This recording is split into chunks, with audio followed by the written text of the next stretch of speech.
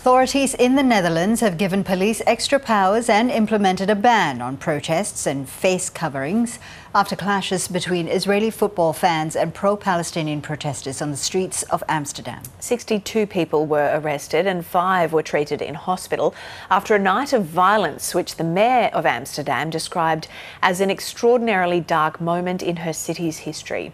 Europe correspondent Zoe Ford is at Amsterdam's Schiphol airport, where hundreds of Israeli soccer fans are trying to get early flights home to Tel Aviv.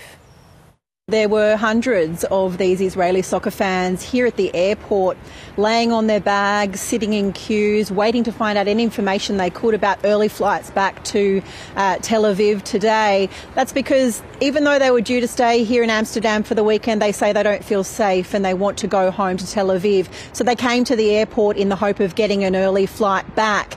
They said that the violence erupted after the football game here on Thursday night local time, that they were back in the city centre of Amsterdam and they were set upon, they say, by groups of men, some on scooters who were ambushing them, others from taxis, others groups of men who chased them down the street. I spoke to one man who said that when a group of men couldn't chase him down on foot, another man rammed him with his car. There were people who said that they were set upon by people with knives and that they ran for the safety of hotels. Let's have a listen to what some of the people told me here at the airport. It's not supposed to be like that. We went to a game to support our team that we loved, and when we go to the hotel, we got ambushed, and some of them went with knives to kill us, to stab us. On the way to here, we're scared that somebody will come, and we look everywhere and very, very scared, so we just want to feel safe. They tried to stab us and we fought back, and when we managed to escape, one of them got back to the car and hit us with the car, me and my friend. I know how to run fast, so I went to my hotel. The guy opened the lobby, we get inside and then he locked the lobby, and we've been locked in the lobby for all the night. Zoe, tell us more about what we know about the clashes in Amsterdam.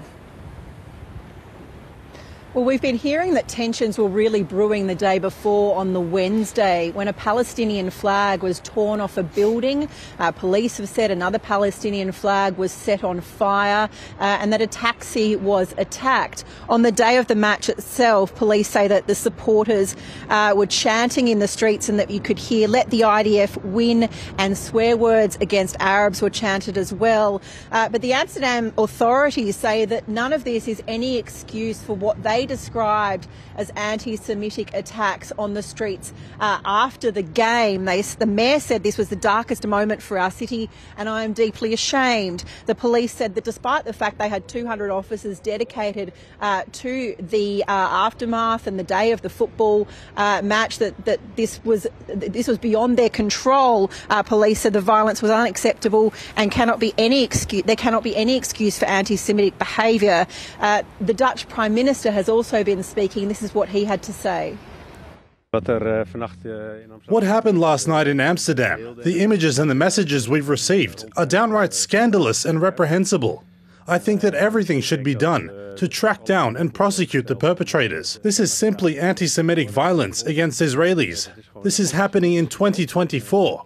This is beyond all limits and out of proportion. As the police chief of Amsterdam, I look back on 36 hours that have shocked me. Supporters from Israel have experienced moments of fear, have been deliberately attacked, and a number have been abused in a scandalous way. Zoe, has there been any reaction from Israel? Yes, Prime Minister Benjamin Netanyahu said that this was a horrifying incident and he demanded that Dutch authorities take vigorous and swift action against the rioters. His foreign minister has been here in Amsterdam today meeting with the Justice Minister to discuss this issue.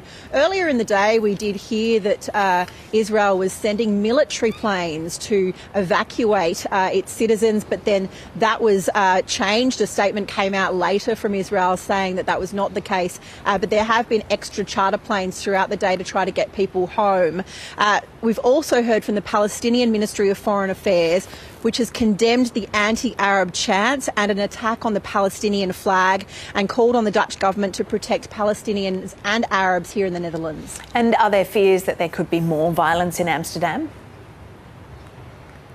Well, there's certainly a heavy police presence, and we've seen armed police here at the airport throughout the evening here to make sure that the Israeli soccer fans could get into the airport without any incident. So there's been no incident here. In town, there's also a heavy police presence.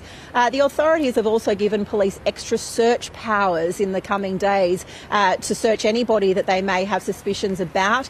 And there's a 3-day ban on any protest activity. We know there's due to be a Palestinian protest tomorrow, so it's unclear what will happen with regards to that. And there is also a ban on any face coverings. So the Dutch authorities very keen to try to make sure that there's no more violence here, and the Israeli soccer fans just getting out of here saying they don't feel safe in Amsterdam. So we're hopeful. The authorities here are hopeful that that's the end of it. There's calm on the streets of Amsterdam now, and they certainly hope that that continues.